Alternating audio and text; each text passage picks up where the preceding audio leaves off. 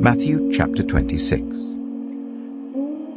When Jesus had finished saying all these things, he said to his disciples, "As you know, the Passover is 2 days away, and the Son of Man will be handed over to be crucified." Then the chief priests and the elders of the people assembled in the palace of the high priest, whose name was Caiaphas, and they schemed to arrest Jesus secretly and kill him. But not during the festival, they said, or there may be a riot among the people. While Jesus was in Bethany, in the home of Simon the leper, a woman came to him with an alabaster jar of very expensive perfume, which she poured on his head as he was reclining at the table. When the disciples saw this, they were indignant. "Why this waste?" they asked. "This perfume could have been sold at a high price and the money given to the poor." Aware of this, Jesus said to them, "Why are you bothering this woman? She has done a beautiful thing to me. The poor you will always have with you, but you will not always have me. When she poured this perfume on my body, she did it to prepare me for burial. Truly I tell you, wherever this gospel is preached throughout the world, what she has done will also be told in memory of her." Then one of the 12, the one called Judas Iscariot, went to the chief priests and asked, "What are you willing to give me if I deliver him over to you?" So they counted out for him 30 pieces of silver. From then on, Judas watched for an opportunity to hand him over. On the first day of the festival of unleavened bread, the disciples came to Jesus and asked, "Where do you want us to make preparations for you to eat the Passover?" He replied, "Go into the city to a certain man and tell him, 'The teacher says, my appointed time is near. I'm going to celebrate the Passover with my disciples at your house.'" So the disciples did as Jesus had directed them and prepared the Passover. When evening came, Jesus was reclining at the table with the 12, and while they were eating, he said, "Truly I tell you, one of you will betray me." They were very sad and began to say to him one after the other, "Surely you don't mean me, Lord?" Jesus replied, "The one who has dipped his hand into the bowl with me will betray me. The Son of Man will go just as it is written about him. But woe to that man who betrays the Son of Man. It would be better for him if he had not been born." Then Judas, the one who would betray him, said, "Surely you don't mean me, Rabbi?" Jesus answered, "You have said so." While they were eating, Jesus took bread, and when he had given thanks, he broke it and gave it to his disciples, saying, "Take and eat. This is my body." Then he took a cup, and when he had given thanks, he gave it to them, saying, "Drink from it, all of you. This is my blood of the covenant, which is poured out for many for the forgiveness of sins. I tell you, I will not drink from this fruit of the vine from now on until that day when I drink it new with you in my Father's kingdom." When they had sung a hymn, they went out to the Mount of Olives. Then Jesus told them, "This very night you will all fall away on account of me. For it is written, I will strike the shepherd and the sheep of the flock will be scattered. But after I have risen, I will go ahead of you into Galilee." Peter replied, "Even if all fall away on account of you, I never will." "Truly I tell you," Jesus answered, "this very night before the cock crows, you will disown me 3 times. But Peter declared, "Even if I have to die with you, I will never disown you." And all the other disciples said the same.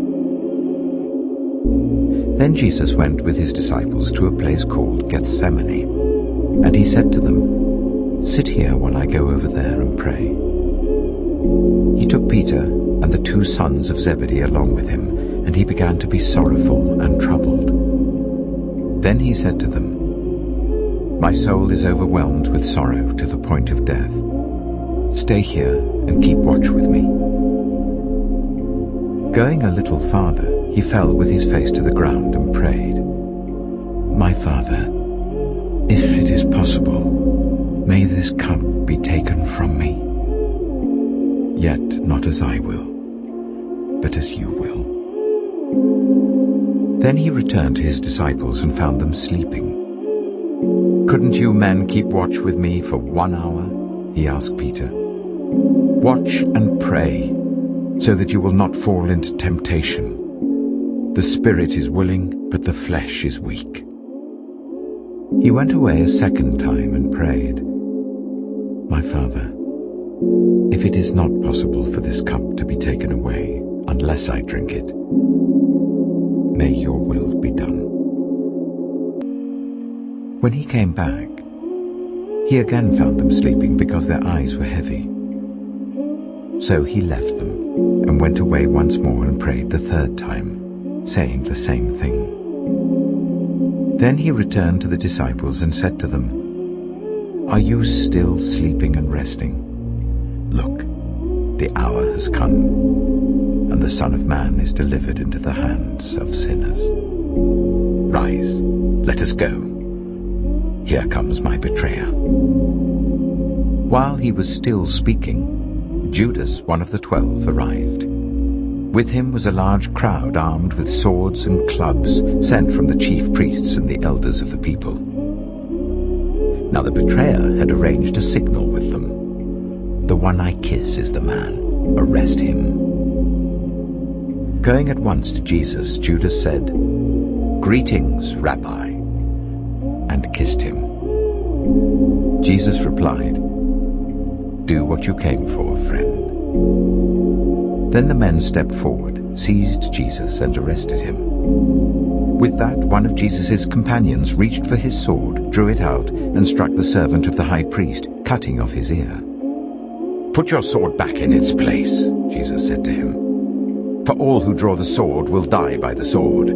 Do you think I cannot call on my Father, and he will at once put at my disposal more than 12 legions of angels? But how then would the scriptures be fulfilled that say, 'It must happen in this way'?"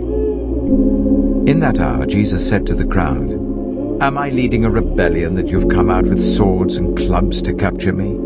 Every day I sat in the temple courts teaching, and you did not arrest me. But this has all taken place that the writings of the prophets might be fulfilled." Then all the disciples deserted him and fled. Those who had arrested Jesus took him to Caiaphas, the high priest, where the teachers of the law and the elders had assembled. But Peter followed him at a distance, right up to the courtyard of the high priest. He entered and sat down with the guards to see the outcome. The chief priests and the whole Sanhedrin were looking for false evidence against Jesus, so that they could put him to death. But they did not find any, though many false witnesses came forward. Finally, 2 came forward and declared, "This fellow said, 'I am able to destroy the temple of God and rebuild it in 3 days.'" Then the high priest stood up and said to Jesus, "Are you not going to answer? What is this testimony that these men are bringing against you?" But Jesus remained silent. The high priest said to him, "I charge you under oath by the living God. Tell us if you are the Messiah, the Son of God." "You have said so," Jesus replied. "But I say to all of you, from now on you will see the Son of Man sitting at the right hand of the Mighty One and coming on the clouds of heaven." Then the high priest tore his clothes and said, "He has spoken blasphemy. Why do we need any more witnesses? Look, now you have heard the blasphemy. What do you think?" "He is worthy of death," they answered. Then they spat in his face and struck him with their fists. Others slapped him and said, "Prophesy to us, Messiah. Who hit you?" Now Peter was sitting out in the courtyard, and a servant girl came to him. "You also were with Jesus of Galilee," she said. But he denied it before them all, "I don't know what you're talking about," he said. Then he went out to the gateway, where another servant girl saw him and said to the people there, "This fellow was with Jesus of Nazareth." He denied it again with an oath. "I don't know the man." After a little while, those standing there went up to Peter and said, "Surely you are one of them. Your accent gives you away." Then he began to call down curses, and he swore to them, "I don't know the man." Immediately a cock crowed. Then Peter remembered the word Jesus had spoken, "Before the cock crows, you will disown me 3 times." And he went outside and wept bitterly.